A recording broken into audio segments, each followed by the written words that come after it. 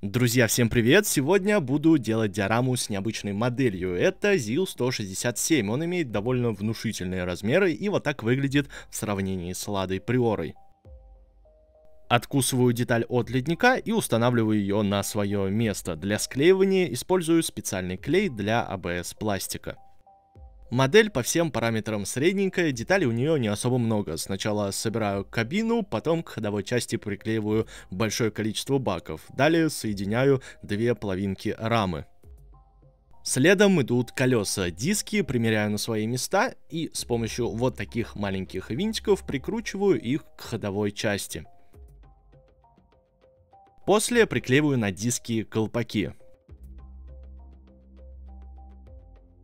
Основная часть этой модели сделана одной большой металлической тяжелой деталью.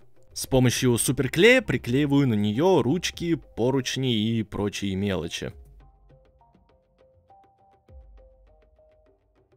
В самый последний момент приклеиваю решетки, они здесь тоже сделаны из металла.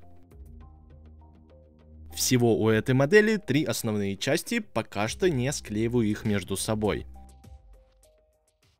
Модель готова, и теперь понятны будущие размеры диорамы. Она будет размером с лист А3, 2 куска по 2 см пеноплекса соединяю между собой на клей ПВА.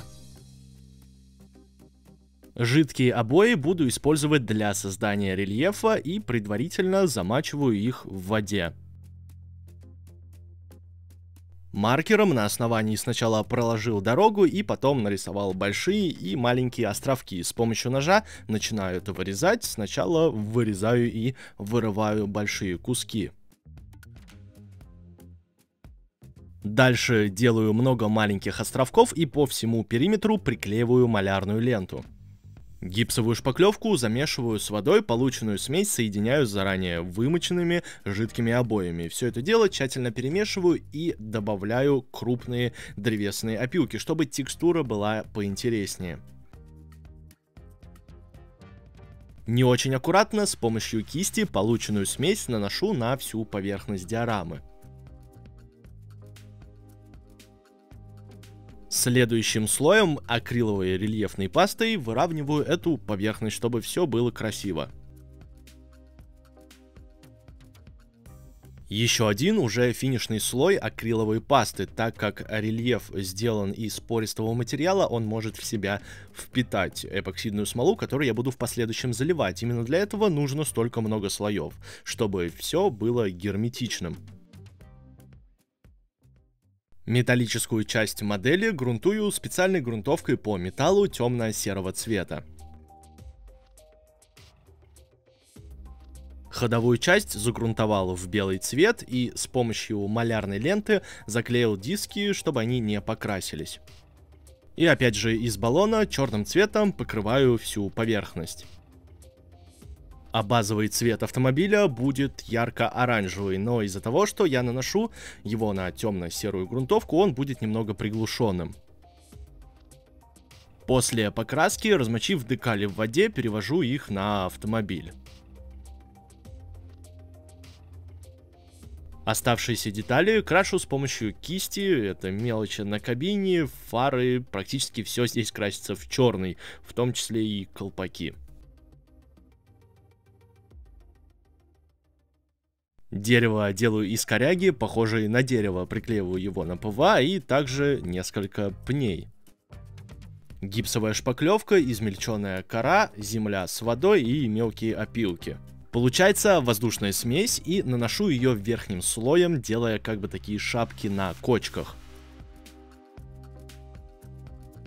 После высыхания крашу все это в темно-коричневый земельный цвет. Смывку черного цвета наношу на автомобиль после базового слоя, для того, чтобы сделать немного теней и выделить в целом детализацию. Наношу ее в абсолютно все щели, на все выпуклости и впуклости. Кромки лобового стекла крашу в базовый цвет и устанавливаю его на автомобиль. Разбавителем после того, как смывка высохла, с помощью ватного диска убираю все излишки, чтобы она осталась только в щелях. Уплотнители стекол крашу в черный цвет, а фонари с обратной стороны в прозрачный красный. Устанавливаю стекла на места, весь ряд здесь сделан одной большой деталью. В кабину сажаю человека без ног, иначе бы он не поместился. ПВА-клей наношу на всю поверхность, в него я добавил немного глицерина для того, чтобы он дольше засыхал. И для начала приклеиваю на нее мелкие ветки и камни. Флок темно-зеленого цвета высаживаю, засыпаю им всю поверхность с помощью флокатора.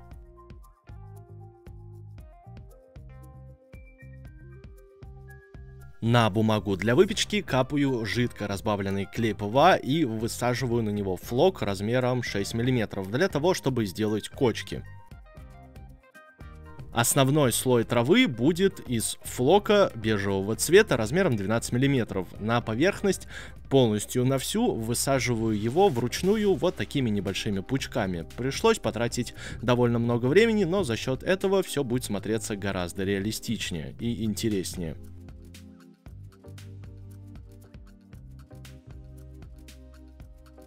Вот такими получились пучки, и их также высаживаю на поверхность, чтобы этот слой разнообразить. Еще одна маленькая деталь, и это уже становится похожим на диораму. Дальше модель полностью собираю. Для начала надеваю на нее большие покрышки, и после этого с помощью, опять же, винтиков соединяю основные части между собой.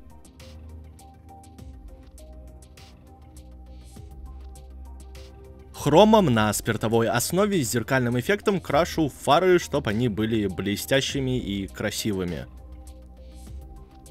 И им же крашу зеркала заднего вида. Устанавливаю фонари на свои места, приклеивая их на прозрачный лак. Линзы фар, которые шли в наборе, были непрозрачными и какими-то белыми, поэтому их я сделал с помощью прозрачного акрилового геля. Предварительно немного смочив поверхность, с помощью жесткой кисти наношу на модель брызги. На горизонтальной части для имитации грязи наношу небольшое количество пигмента, фиксирую его специальным фиксатором, и пока он не высох, наношу на него вот такие сухие березовые листья. Этот фиксатор имеет в составе лак, и так они зафиксируются на модели.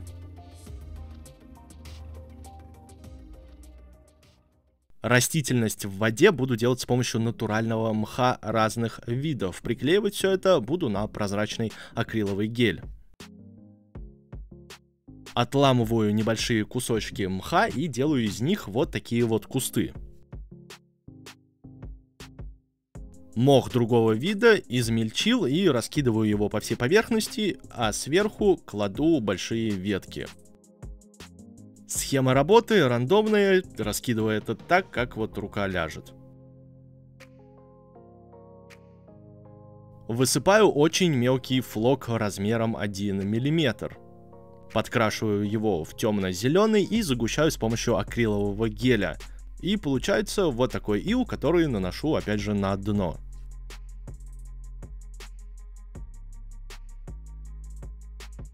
Рыба. Опалубку перед заливкой смолы делаю из глянцевого пластика. Наношу клей и все вот эти пространства заклеиваю им. И снизу все фиксирую малярной лентой. Вот такое дно у меня в итоге получилось. После того, как опалубка готова, автомобиль приклеиваю на свое место. Замешиваю эпоксидную смолу, подкрасил ее в темно-зелено-коричневый цвет, чтобы она оставалась прозрачной, и заливаю на диораму. Чтобы слой получился равномерным, лью в разные места, и, видимо, из-за жары или по каким-то другим причинам смола закипела, много пузырей, нет смысла разбираться в причинах, сразу приступаю к устранению проблемы. Беру жидкую эпоксидную смолу, добавляю стакан, из масляной краски замешиваю темно-зелено, болотно, какой-то цвет и добавляю его в большом количестве, чтобы смола получилась непрозрачной. Эту смолу наношу на поверхность с помощью пипетки очень тонким слоем, прям буквально по капельке, чтобы она разлилась по всей поверхности и закрыла все косяки. После застывания эпоксидной смолы убираю опалубку. Дополнительно я снизу еще герметизировал все, чтобы она не пролилась. Акриловой пастой темно-коричневого земельного цвета замазываю все края, решил в этот раз их оформить вот так. Изначально акцент в этой работе я решил сделать на дне, но как вы видели, получилось дно. Поэтому решил проработать и сделать более привлекательной верхнюю часть. Для этого взял вот такие кусты разных цветов, сухие, зеленые, темно-зеленые. Также установил коряшки, в воду в том числе. В некоторых местах с помощью масляной краски подкрасил траву, чтобы опять же это все смотрелось интереснее. Помимо кустов и коряк приклеиваю всякие веточки. Добавляю немного живности, она сделана в виде цветного фототравления. Вот такая мелкая стрекоза и несколько птиц приклеиваю на ветки. Стрекозу клею на корягу и все стараюсь делать как-то с краю, чтобы эти очень мелкие элементы были более заметны. Все это, конечно, уже больше баловство, потому что вот этих птиц и стрекозу видно только через объектив камеры. Если общий план взять, где они, их нету. Тем не менее, накосячив и все исправив, добавив чего-то того, что не планировалось, то вот такой результат у меня получился. Лайки-балалайки и до новых пока встреч.